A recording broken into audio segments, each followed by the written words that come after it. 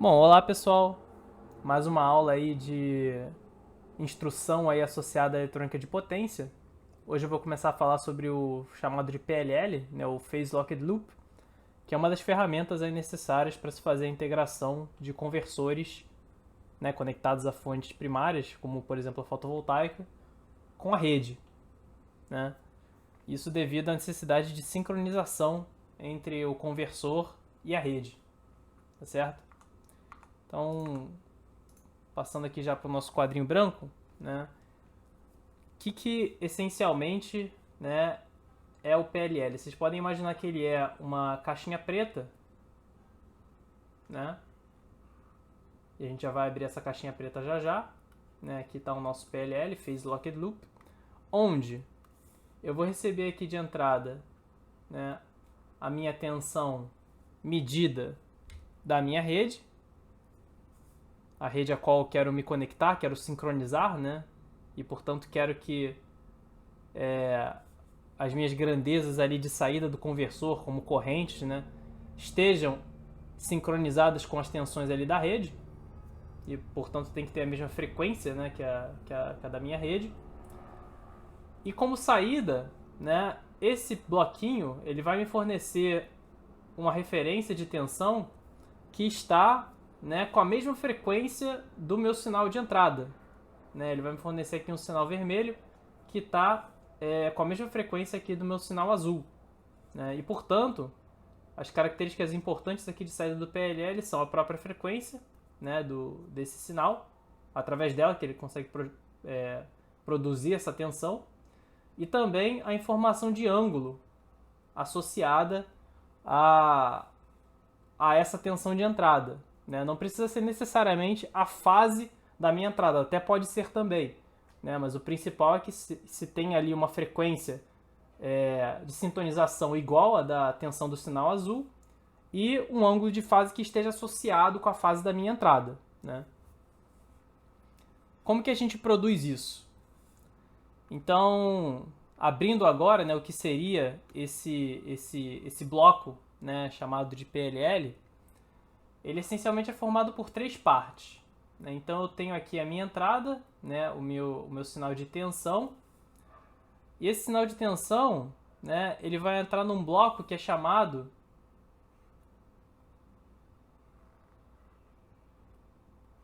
de PD, né, Phase Detector, né, detector de fase, né? O que esse detector de fase vai fazer, né? Esse detector de fase ele vai comparar de alguma forma esse sinal de entrada em azul com o nosso sinal vermelho que está sendo produzido lá na saída, né? Então esse sinal aqui vermelho vai ser produzido lá pela minha saída, né? Já vou redesenhar daqui a pouco. Através dessa comparação, eu já vou falar como que essa comparação é feita. Aqui a gente vai ter uma informação entre este ângulo, né, da minha entrada, o ângulo associado ao sinal que está em azul, e o ângulo que está associado ao sinal que está produzido pelo próprio PLL, né, entre o sinal vermelho. Então aqui eu vou ter uma informação aqui, de alguma forma, né, de ângulo, tá certo? E aí depois dessa informação, né, desse erro de ângulo, eu vou ter aqui o que a gente chama de loop filter, né, um LF, tá certo? Qual é a função desse LF? Esse ângulo, né, esse erro de ângulo que está representado aqui, né, ele tem aqui um valor médio, né, só que ele vai ter aqui, a gente vai ver que vai ter uma oscilação aqui associada a esse valor médio, né? Já vamos ver de onde que sai essa oscilação, tá certo? Então a função desse loop filter é principalmente eliminar essa oscilação, né? E obviamente fazer com que esse valor médio ali, nesse erro aí entre os ângulos, esteja de acordo com a referência, né? E aí a partir disso, a gente vai ter aqui um sinal de saída desse loop filter, né, que vai ser utilizado para produzir aquele sinal, né, que a gente falou agora há pouco, que é o sinal de saída velhinha, né, o sinal de tensão que vai estar sintonizado com a minha entrada. Então aqui eu vou ter a informação de um sinal que vai poder ser utilizada para produzir o meu sinal de saída. E esse bloco é chamado de VCO, Voltage Controlled Oscillator, né? Ou oscilador controlado por tensão. E qual que é a função desse bloco VCO? É receber esse sinal de saída do loop filter, né, que essencialmente seria, no caso analógico aqui, um sinal de tensão, e produzir aqui uma saída, né, um V', que tenha uma característica de frequência sincronizada com a minha frequência do sinal azul de entrada. Ou seja, né, a saída aqui do meu loop filter vai ser um sinal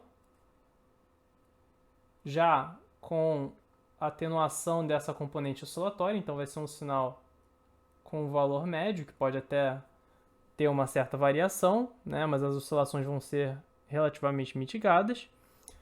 E esse sinal de saída, né, do loop filter ele vai ser utilizado pelo VCO para produzir aqui a minha tensão de fato oscilatória na frequência do meu sinal azul de entrada. Tá certo? Então perceba que para eu produzir essa tensão, né, vermelha aqui de saída, né, eu preciso ter essa informação também de frequência, né, já que para produzir um sinal oscilatório eu preciso conhecer a frequência, né, dessa oscilação, e também do ângulo, né, de um ângulo associado a essa frequência. A gente vai ver como que isso é feito. E só para não deixar de falar também, essa topologia que eu coloquei aqui de um jeito didático, ela historicamente ela era um circuito eletrônico, né? Ou seja, todos esses bloquinhos que estão colocados aqui, né, e o conjunto como um todo era um circuito eletrônico utilizado para esse fim, né, de fornecer um sinal, né, de frequência igual a do meu sinal de entrada, de referência, tá certo? E aí é possível, né, ter a frequência e a fase do sinal de interesse. Entretanto, nas aplicações de eletrônica de potência, né, hoje em dia a gente tem isso aí feito de forma digital, né, ou seja, implementado em um microcontrolador, né, um processador de sinal digital, com um algoritmo, né, ou seja, esses bloquinhos na verdade são algoritmos, na verdade ferramentas matemáticas, né, cálculos matemáticos feitos para poder produzir esse mesmo efeito, tá certo? A gente vai ver aí como cada um deles é representado agora. Então vamos lá, né? Aqui eu vou ter a minha entrada de tensão, né? Meu V de tensão, que seria, né, um Vp seno de ômega-t mais uma fase. E uma coisa que a gente gosta de fazer, né, ao trabalhar aqui em, né, malhas de controle, é colocar os nossos sinais de entrada, né, por unidade, né, ou seja, a gente quer normalizar sempre esses sinais. Então a gente divide aqui, né, pelo valor de pico, justamente para normalizar e deixar apenas a senoide, que é o que de fato rege a dinâmica, né, desse sinal, tá certo? Isso não é particular do PLL, né, nem é algo intrínseco dele, mas é sempre bom fazer esse processo. Isso também pode ser feito automatizado até dentro do próprio algoritmo, mas eu vou colocar aqui uma divisão externa só para deixar mais didático, tá certo? E aí o que eu vou fazer com esse sinal que contém essa informação, né, da dinâmica da minha tensão de entrada, né, que é uma senoide. Então o que eu vou fazer? Eu vou comparar essa senoide, né, esse seno de ômega-t mais φ, com a minha saída, né, a minha saída que vai vir ali do final da minha malha. E aqui na minha saída, né, eu vou ter aquele V', e esse V', ele é basicamente, né, um valor de pico, cosseno, poderia ser um seno também, né, de ômega' mais um φ'. Tá certo? E pensem o seguinte, né, para eu comparar um seno com cosseno, um seno com seno, né, enfim, uma das operações matemáticas que eu posso fazer, é uma operação muito simples, né, é o produto. né? Por quê? Seno de ômega t mais φ vezes cosseno de ômega' t mais φ', se vocês lembrarem aí das identidades trigonométricas, isso é meio de seno da soma, né? Então, vou chamar aqui de, só para facilitar, né, escrever θ e θ'E. Então, aqui eu vou ter seno de θ mais θ'E. E aqui eu vou ter seno de θ menos θ'E. Ou seja, eu tenho um seno da soma e tem um seno da diferença. Né? Percebam, né, que aqui o argumento ele é somado no primeiro seno e no outro ele é subtraído um do outro. Tá certo? Em regime permanente, né,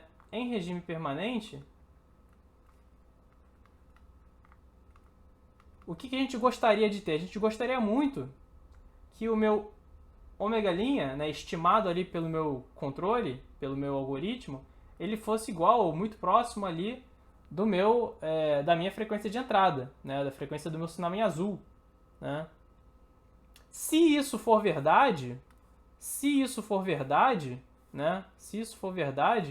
eu vou ter o seguinte: essa soma de argumentos que está aqui, esse θ mais θ'E, né, ele vai estar associado com o ômega t mais ômega' t, né, que se forem próximos, isso aqui vai estar associado com 2 ômega t, né, ou seja, eu vou estar associado com o dobro da frequência da minha entrada, né, com uma função senoidal com o dobro da frequência da minha entrada, né, obviamente mais a soma das fases, tá certo?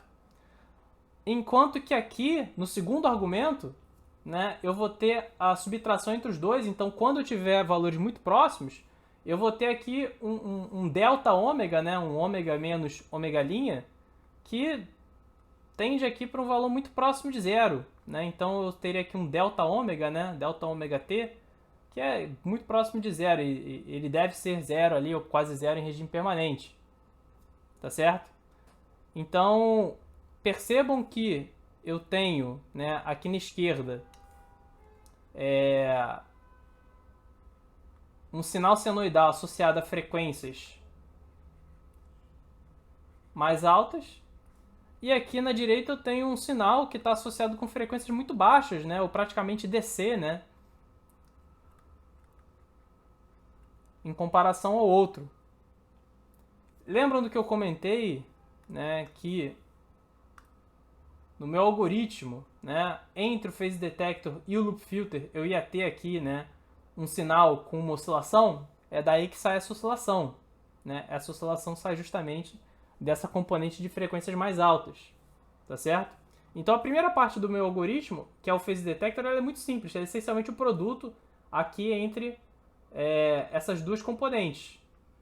Né? É o produto entre a minha entrada, né, entre o meu sinal associado à entrada, o azul, e o meu sinal associado à saída em vermelho. Então isso aqui já é o phase detector, por que pareça. Né?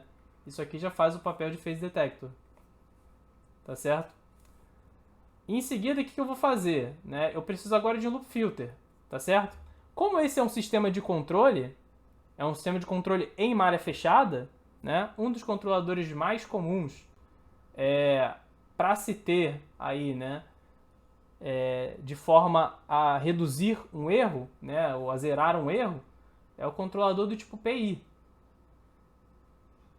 Então aqui eu vou ter um controlador do tipo PI.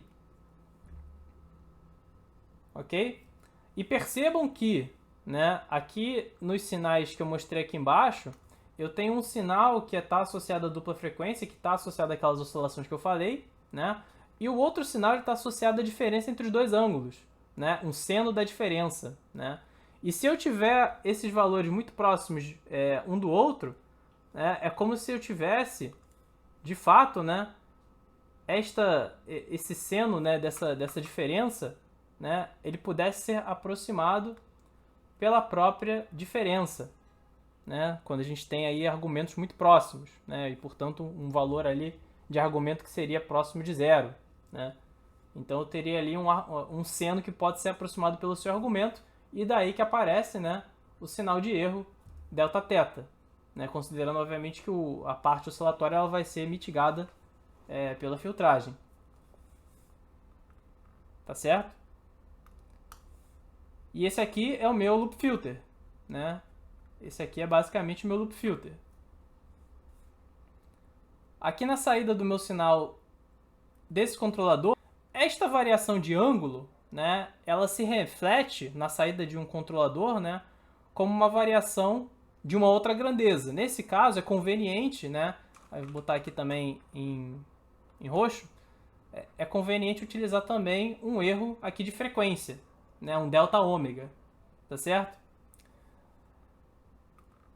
E é o seguinte, né, o que é esse delta ômega? Delta ômega é basicamente a frequência do meu sinal de saída menos a frequência do meu sinal de entrada, né? Ou seja, a frequência do sinal que eu vou produzir através desse controle vai ser esse erro de frequência mais a frequência do meu sinal de entrada, tá certo? Então, um jeito bem conveniente de complementar aqui essa malha de controle, né? Utilizando aqui dessa ideia, é utilizar um somador aqui nesse ponto, em que eu dou justamente a frequência, né, de base ali do meu sistema, né? Vou dizer aqui um ômega zero, só para não confundir com, de fato, né, o ômega conhecido aqui da minha entrada, né?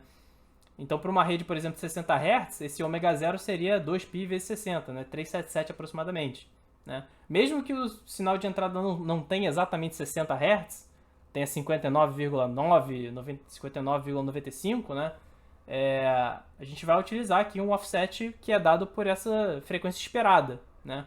Justamente para que o controlador ele precise apenas operar nessa variação, apenas no delta ômega, tá certo? E aí sim, aqui na minha saída eu tenho, de fato, né, o meu ômega linha. Beleza? E aí o que falta para complementar essa malha, né? Falta eu complementar com o VCO, né, o oscilador controlado por tensão, né? Então aqui eu tenho uma informação de frequência, né? E eu quero depois produzir na saída do meu controle, né, esse sinal aqui de tensão, né? Eu quero produzir esse sinal de tensão que vai vir aqui da saída do meu controle.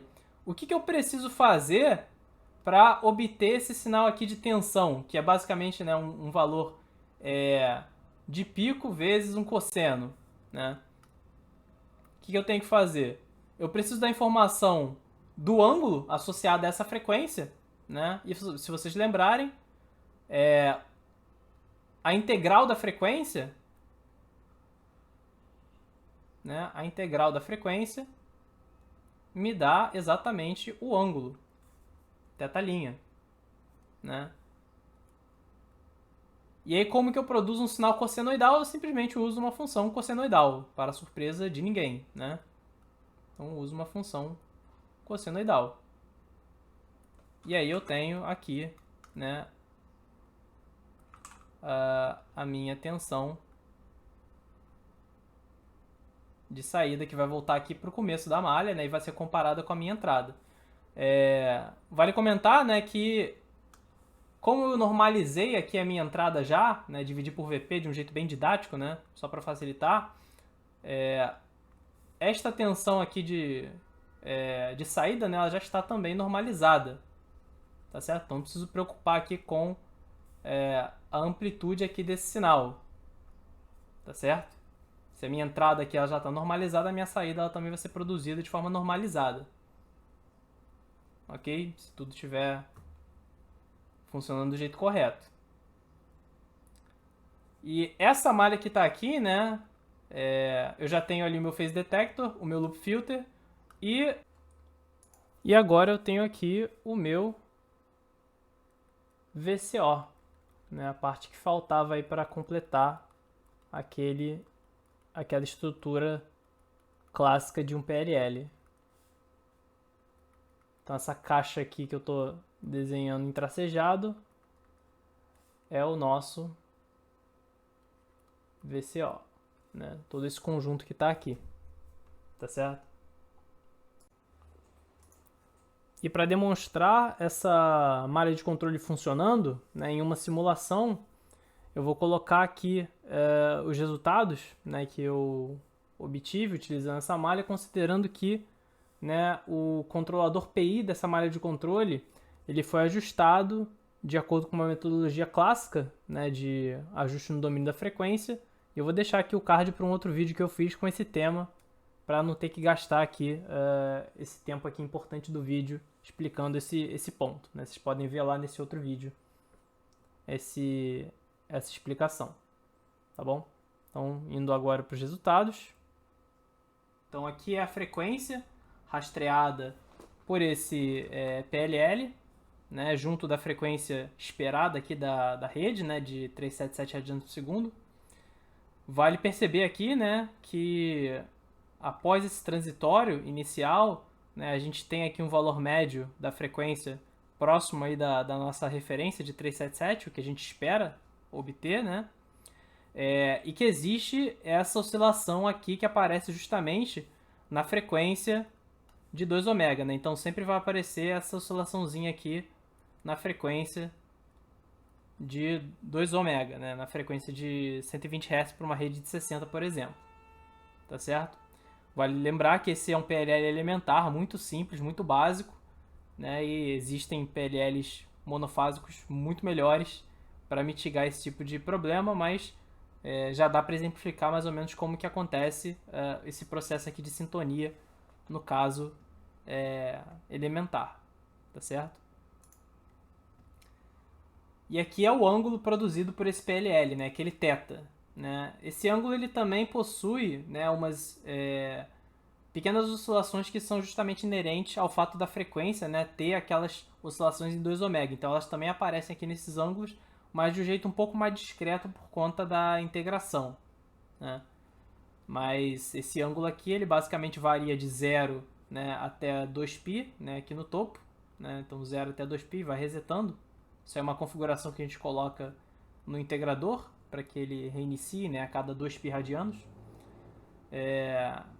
E aí, depois do processo de sintonia, né, ele gera para a gente essa dente de serra aí de 0 até 2π na frequência de sintonia ali do PLL, né, com a minha rede. Tá certo? Então é isso. Espero que tenha sido proveitoso aí para vocês e quaisquer dúvidas aí podem perguntar.